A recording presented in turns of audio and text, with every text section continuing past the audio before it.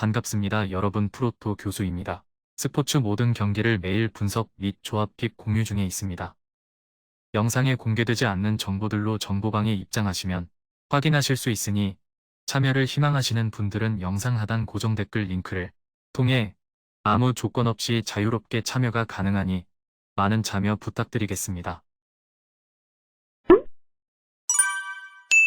첫 번째 경기는 모로코 대 크로아티아 한번 살펴보겠습니다. 모로코는 최종 예선에서 콩고민주공화국을 5대2로 쉽게 잡아내면서 2대회 연속으로 본선 진출에 성공했습니다. 최근 평가전에서도 2승 1무 1패로 좋은 기세를 이어갔습니다. 다만 예선에서 자신들보다 한 수 아래의 전력만을 상대했던 터라 상위 전력을 상대로 했을 때의 결과는 아직 미지수로 보여집니다. 할리로지치 감독과 불화를 일으키면서 국대를 떠났던 마즈라위, 지에으가 다시 국대로 돌아온 것은 전력에 상당한 플러스 요소가 될 것입니다. 현재 감독의 플랜 A가 완벽하게 준비되어 있을 가능성이 적은 상황이라 공격에서는 선수들의 개인 기량을 최대한 이용해볼 가능성이 높습니다. 하키미와 지에으가 배치될 우측면이 핵심 루트가 될 것으로 보이나 1대1 대응 능력에서 모로코가 완벽하게 우세한 모습을 보여주기는 어려울 가능성이 높아 보입니다. 크로아티아는 지난 대회에서 돌풍을 일으키면서 준우승에 성공했던 전력입니다. 선수단의 노쇠화와 잇따른 주력 선수들의 은퇴에도 불구하고 지역 예선에서 1패만을 기록하면서 무난하게 본선 직행에 성공했습니다. 모드리치, 비다 등 2018년 역전의 용사들이 대부분 엔트리에 포함됐습니다. 비다와 로브렌의 역할이 꽤 중요할 것으로 보이는데 중원과 전방 자원들에 비해 수비진의 경험이 꽤 모자란 상황이라 두 베테랑들이 라인 조절에 힘을 쏟아야 합니다. 팀 기조가 중원 지향적이고 라인을 꽤 높이는 빈도가 높은 상황이라 뒷공간 노출에 대한 리스크가 상당합니다. 크로아티아가 경기 주도권을 잡을 수는 있는 매치로 보여집니다. 일단 중원 전력의 힘은 여전히 유효한 상황이며 어느 팀과 맞붙어도 중앙 힘싸움에서는 크로아티아가 웬만하면 밀리지 않을 가능성이 높습니다. 다만 크로아티아가 4년 전에 비해 전방의 영향력이 떨어지는 것은 사실이고 모로코도 수비진의 퀄리티는 상당히 괜찮은 상태입니다. 모드리치의 한 방이 승부를 결정지을 것으로 보이며 크로아티아의 승리를 예상합니다.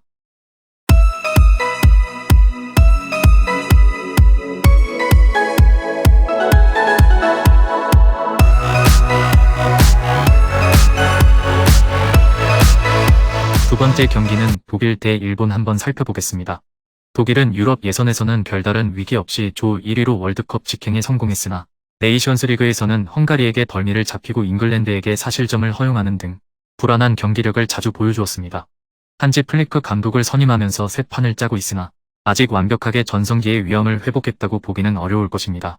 세계적인 선수들로 엔트리를 꽉 채웠지만 베르너의 부상 낙마로 이내 전방의 파괴력은 전성기에 미치지 못하다는 것이 중론입니다.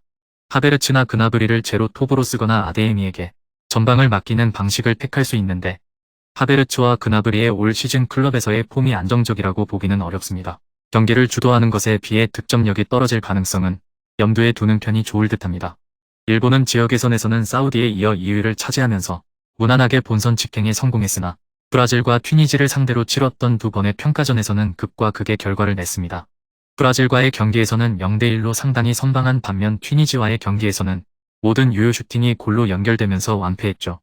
쿠보, 카마다 등이 배치된 이선과 미드필더진의 전체적인 퀄리티는 아시아 최고라는 평가지만 역습 시 제한적인 찬스를 득점으로 연결시킬 수 있는 최전방의 파괴력은 매우 부족합니다. 아사노가 주전 원톱으로 나올 가능성이 높으나 A매치 성적은 37경기 7골로 아주 인상적이지는 못합니다. 선수들의 피지컬적인 능력에서는 대한민국을 상대로도 열세였던 적이 많았는데 독일같이 기본 피지컬이 버텨주는 상대와 맞붙었을 때는 롱볼 경합 능력에서 밀리면서 실점을 내줄 가능성이 높습니다. 전범 더비로 불리는 매치입니다. 신체적인 능력에서 독일이 압도할 가능성이 높습니다. 일본이 라인을 뒤로 무르고 보수적으로 나서는 경기 운영을 하게 된다면 어렵지 않게 독일이 중앙 장악력을 발휘할 수 있을 것입니다. 다만 독일도 일본과 마찬가지로 최전방 고민은 깊은 상황이고 일본도 템백 양상으로 나왔을 때의 실점 억제 능력성과는 상당했던 편이었습니다. 독일의 승리를 예상하며 독일의 핸디승도 고려해볼 만한 매치로 보여집니다.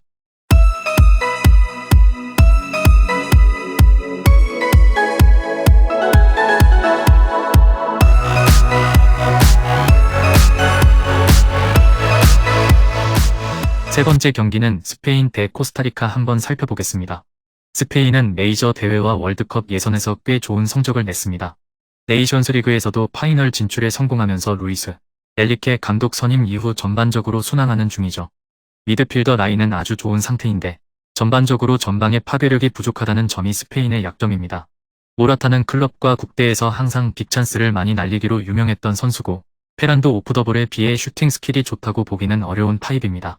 코스타리카를 상대로 소유권 유지는 무난하게 성공할 것으로 보이나 골 결정력으로 인해 흐름이 답답해질 가능성이 있습니다. 요르단전에서 중동에 대한 적응력을 높였다는 것도 스페인에게는 도움이 될 수 있을 것으로 보입니다. 코스타리카는 대륙 플레이오프에서 뉴질랜드를 꺾고 극적으로 본선에 합류했습니다. 죽음의 조에 배치되면서 16강 진출 가능성은 적다고 평가받고 있으나 돌풍의 핵이었던 2014년에도 그런 평가를 받았던 만큼 강호들 입장에서도 매우 까다로운 상대임에는 분명합니다. 2014년에 영웅들이 엔트리에 다시 소집되었으나 많은 나이로 인한 폼 저하가 우려됩니다. 그래도 중원에는 차콘, 베네테를 제외하면 모든 선수를 자국 선수들로 구성해 중앙에서 조직력 있는 수비 대형을 갖출 수 있는 조건은 갖추었습니다. 의도적으로 점유율을 스페인에게 내준 뒤 베네테의 기동성을 이용한 측면 역습을 주로 사용할 것으로 예상됩니다. 다만 체력이 남아있는 전반전에는 체력을 바탕으로 스페인의 공세를 잘 막아낼 가능성이 높으나 후반전에는 페이스가 점점 스페인에게 넘어갈 가능성도 높습니다. 스페인이 코스타리카 특유의 압박에 고전할 가능성은 높은 상황이나 코스타리카 스쿼드의 노쇠화를 염두에 두어야 하고 미드필더진 특유의 뎁스를 감안하면 90분 내내 스페인이 중앙 주도권을 잡고 상대를 몰아붙일 가능성이 매우 높은 상태입니다. 스페인이 이번 경기에서 클래스를 증명할 것으로 보이며 스페인의 핸디슨과 오버를 고려할 만한 매치로 보여집니다.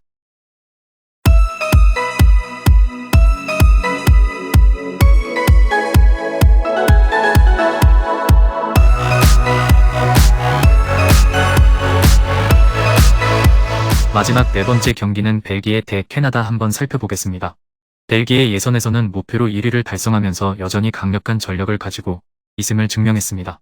그러나 1포트 국가들 중에서는 가장 전력이 불균형하다는 평가를 받고 있는데 황금세대라고 일컬어지던 선수들의 마지막 월드컵이 될 가능성이 높은 상황에서 전력의 약점이 너무 많다는 평가까지 듣고 있는 실정입니다.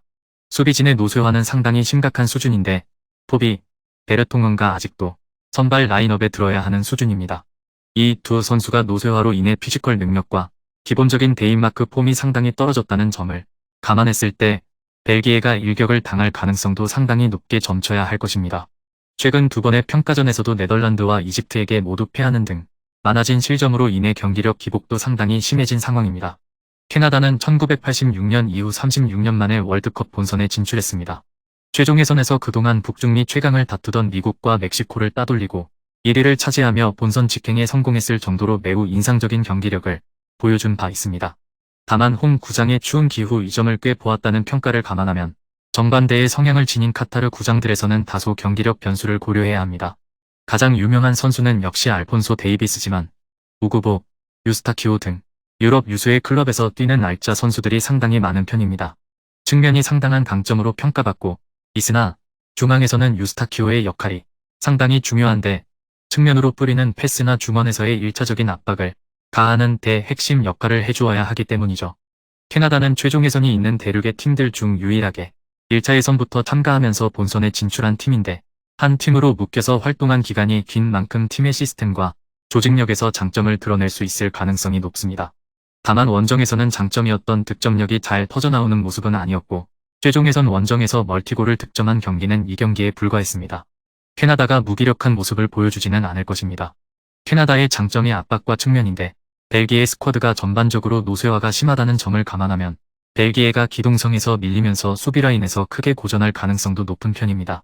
벨기에가 승리할 것으로 예상되지만 난타전으로 흘러갈 가능성이 있는 매치이기에 오버를 고려해 볼 만한 매치로 보여집니다. 금일 경기들은 이렇게 알아보았습니다.